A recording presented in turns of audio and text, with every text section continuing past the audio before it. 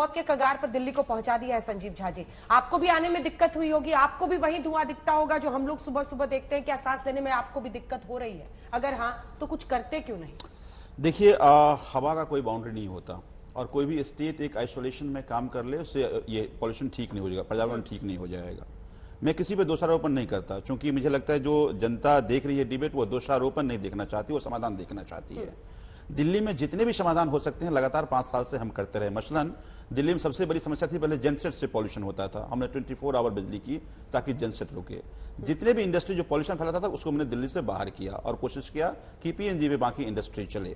इसी तरह से अभी जब इमरजेंसी सिचुएशन आता है तो डस्टिंग के लिए हम कोशिश करते रहे हैं कि लगातार तमाम प्रयास कर रहे हैं, स्वीपिंग मशीन ले रहे हैं, फॉगिंग की जा रही है और तमाम जो इमरजेंसी मेजर्स हैं वो भी लगातार ले रहे हैं।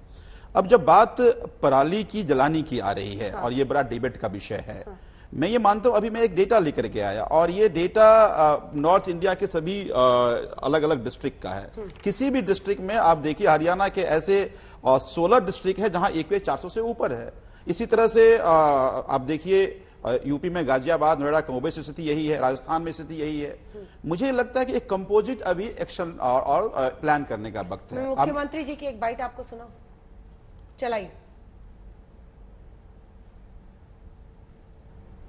पंजाब से ये सारा धुआं आता है अपना, वहां क्या होता है, किसान अपनी फसल उगाते हैं, फिर अपनी फसल काटते हैं, तो जैसे इतनी बड़ी फसल होती है तो वो इतना सा काटते हैं और नीचे वाला रह जाता है, वो नीचे वाला डंडा रह जाता है, उस डंडे को पराली कहते हैं।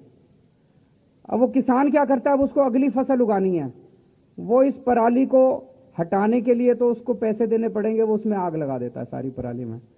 एक दिन के अंदर उसकी सारी पराली जल जाती है, जो सारा खेत था साफ हो जाता है और वो अपनी अगली फसल जला देता है।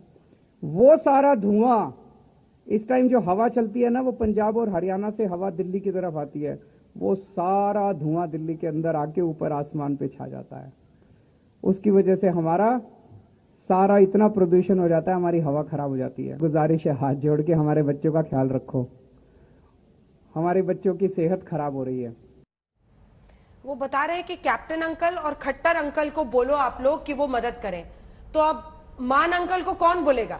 आप ही की पार्टी की सरकार है ना पंजाब में। और देखिए, फिर मैं वही कहा कि अगर मैं उस डिटेल में जाऊंगा डिटेल गिट्टी में, तो फिर आरोप प्रत्यारोप हो जाएगा। आरोप प्रत्यारोप इसलिए कि जब ये शुरुआत में ही पंजाब सरकार ने, मान साहब ने प्रपोजल दिया था केंद्र सरकार को कि आप अगर पराली हटाने का खर्चा देखें तो 25 रुपए पर एकड़ खर्चा होता है, तो 1500 रुपए केंद्र सरकार दे दे, 1000 रुपए स्टेट गवर्नमेंट दे दे, 500 दिल्ली सरकार और 500 पंजाब सरकार, ताकि वो पराली किसान अपने से हटा ले। लेकिन उसको टर्न डाउन कर दिया गया।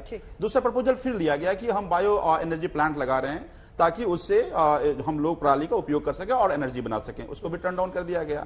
लेकिन अब सब मोदी सरकार की गलती है। नहीं, मैं बार बार कह रहा हूं कि सबको मिलकर काम है। मैं कतई नहीं कहता कोई एक सरकार इस पे इसका समाधान निकाल लेगी, लेकिन कंपोजिट एफर्ट करना पड़ेगा। राजनीतिक दोषारोपण से ये प्रदूषण की समस्या खत्म नहीं होगी। शहजाद पूनावाला जी जवाब दीजिए। और अगर आप इतने ही गंभीर हैं, जो आप सुबह से बैठ के प्रेस कॉन्फ्रेंस करते हैं, तो हरियाणा में क्यों नहीं रोकते पराली जलाना?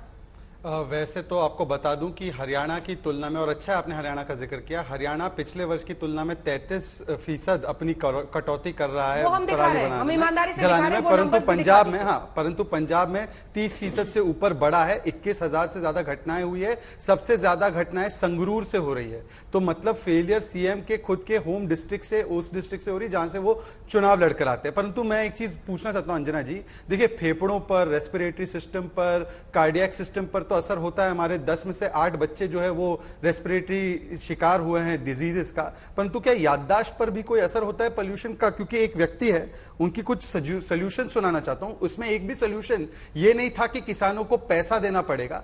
सोल्यूशन सुनिए, बड़े अच्छे सोल्यूशन दिए थे। अब दिल्ली में हम लोगों ने पूसा रिसर्च इंस्टीट्यूट के साथ मिलकर एक सोल्यूशन बनाया, केमिकल सोल्यूशन, बायोकेमिकल सोल्यूशन। वो सोल्यूशन छिड़कने से वो जो स्टबल है, पराली है, वो खाद में कन्वर्ट हो जाती है। It's a win win situation और इतना सस्ता। सारे फैक्ट्री वालों को मैंने दिल्ली बुला के उनसे बोला, आप सोच के देखो, अगर पूरे पंजाब के अंदर हम इतनी सारी फैक्ट्रियां लगा दें जो पराली को इस्तेमाल करके कोयला बनाने लगे, बिजली बनाने लगे, एक तो किसान को 1000 रुपए एकड़ के हिसाब से पराली के पैसे मिलने लगेंगे, जलाने की जरूरत नहीं पड़ेगी। एक सेकंड, अब मैंने 2 और सोल्यूशन तो नहीं बताया। जब सरकार नहीं थी तो इनके पास सारे सुझाव और सोल्यूशन थे। आज सरकार आ गई है तो वो बायोडिकम्पोजर सोल्यूशन जिसपे 23 करोड़ का विज्ञापन पर खर्च हुआ वो कहां गया? दूसरी बात मैं पूछना चाहता हूं, ये तो कह रहे थे इंडस्ट्री खड़ी कर देंगे, पराली से कोयला बनाएंगे, सब कुछ सॉल्व हो जाएगा। हम तो आज भी कहते हैं अंजना जी, पराली मुख्य कारण नहीं है दिल्ली का प्रदूषण का। हाँ, इन कुछ दिनों के लिए होगा।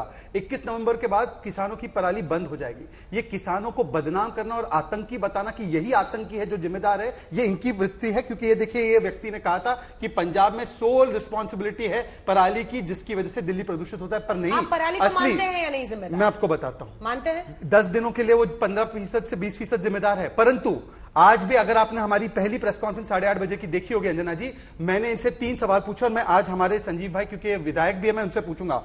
रोड डस्ट मेन कारण है, वैक्यूम क्लीनर कितने खरीदे और कितने वैक्यूम क्लीनर आज की तारीख में चल रहे बताना। 8 वर्ष में इंडस्ट्रियल पोल्यूशन मेन है, इंडस्ट्रीज कितनी शट की वो डॉक्यूमेंट शायद होगा तो दिखा देना।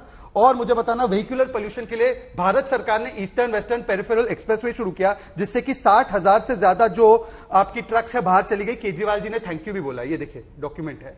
उसके बाद हमने सीएनजी पर स्विच करने के लिए कहा। उसके अलावा हमने कहा मेट्रो ले लो, मेट्रो से चलेंगे। ये बस कितनी खरीदे डीटीसी की वो बताते। मैंने 3 स्पेसिफिक सवाल मैं दिल्ली के नागरिक और दिल्ली के पेरेंट्स के उनके बिहाफ पर पूछ रहा हूं। बसेस कितनी खरीदी मास ट्रांजिट के लिए, कितने वैक्यूम क्लीनर चल रहे रोड डस्ट के लिए, कितनी इंडस्ट्री बंद कराई वो बताइए, और कंस्ट्रक्शन डस्ट रोकने के लिए कंस्ट्रक्शन कब रोका? देखिए, 1000 बसेस अभी आई है जो इलेक्ट्रिक पे चल रही है और सीएनजी पे चल रही है। ये किसने जो दी? अभी चल रही है। किसने दी? और फिर कहते हैं केंद्र ने दी। क्या दी केंद्र ने? 15% आप देकर के कह रहे हैं केंद्र ने दी। गलत बात है, होती है, आप फैक्ट चेक करा अभी देखिए, अभी सवाल कहता है कितनी बसेस चली, जब ने आंकड़ा दे दिया तो कहते हैं केंद्र ने दी। पहली बात। दूसरी बात आपने ये कहा कि भाई कितनी इंडस्ट्री आपने बंद की। आपको याद होगा 3 कोल से यहां पर इलेक्ट्रिसिटी प्रोड्यूस किया जा रहा था। वो बदरपुर का प्लांट था, वो यमुना किनारे का प्लांट था। इन सभी प्लांटों को हमने यहां से बंद करके इसको शिफ्ट किया। तीसरी बात, और जितने भी ऐसे इंडस्ट्री जो पॉल्यूशन फैला रहा था उसको यहां से शिफ्ट करने का काम किया। तीसरा जो सबसे इंपॉर्टेंट बात है, देखिए ये कह रहे हैं कि आप किसान को आतंकवादी के, हम नहीं कह रहे। रोज प्रधानमंत्री चिट्ठी लिख रहे हैं कि आपने कितने किसान पे एफआईआर किया, कितने किसान ने पेनल्टी लगाई, जा डेटा दीजिए। आज एलजी साहब ने भी चिट्ठी लिख दी। मुझे तो समझ में नहीं आता कि एलजी साहब दिल्ली सरकार के मुखिया हैं या केंद्र सरकार के एजेंट की तरह काम कर रहे हैं। कम से कम अपनी सरकार से बात कर लो। आप अपनी अभी आप कह रहे थे पॉलिटिक्स मत कीजिए, सरकार, आप एलजी को बता रहे हैं सीधा सीधा। मैं इसलिए कह रहा हूं कि वो सामंजस्य नहीं दिख रहा है जो सामंजस्य होना चाहिए। मैं बार बार कह रहा हूं कि आज जो ऑडियंस देख रही है वो राजनीति कतई नहीं देखना चाह रही। हम लोग यही धुआं अब मुझे ये लगता है कि उस पर सार्थक प्रयास होने चाहिए। इमरजेंसी जो सिचुएशन है, जो इमरजेंसी मेजर्स हैं, वो क्या होने चाहिए। अभी हमने एक कमेटी बनाई है। वो कमेटी सुनिश्चित करेगा चाहे स्वीपिंग हो रहा है वो ठीक से हो रहा है या नहीं हो रहा है, इंडस्ट्री जितने भी जो पॉल्यूशन ला रहा है वो बंद है कि नहीं है, डस्टिंग हो रहे हैं, वैक्यूम क्लीनर चल रहे हैं कि नहीं चल रहे हैं। और साथ में वैसे ही झाड़ू लग रहे हैं, वैसे ही झाड़ू लग रहे हैं। कितने वैक्यूम क्लीनर अभी वैक्यूम मशीन सभी सड़कों पर चल रही है। कितने फॉगिंग हम करा रहे हैं अलग दीजिए जितनी। देखिए ये लगातार और मशीन की जरूरत है। अगर ट्रक की जरूरत है वो आ रही है। हर कॉन्स्टिट्यूएंसी में 2 मशीन दी गई है। मेरे मतलब कि हमारे दिल्ली में 140 मशीन है। अब हमारा वैक्यूम क्लीनर 140 है। अगर ये नहीं है, ये इस्तीफा देंगे विधायक पद से। तो जवाब नहीं है। एक सेकंड अंजना जी, एक सेकंड। एक बहुत महत्वपूर्ण स्प्रिंकलिंग मशीन की बात कर रहा हूं। इन्होंने वैक्यूम क्लीनर बोला है। एक कॉन्स्टिट्यूंसी में जो वैक्यूम क्लीनर मशीन है वो 2 दिया गया है। मेरी अपनी कॉन्स्टिट्यूंसी में 2 चल रहा है। तो वो तमाम मेजर ले रहे कितने हैं। लेकिन जिस तरह से एमसीडी भारतीय जनता पार्टी है, वैक्यूम क्लीनर केंद्र में भारतीय जनता पार्टी ने क्या किया, वैक्यूम कोई जिम्मेदारी नहीं है।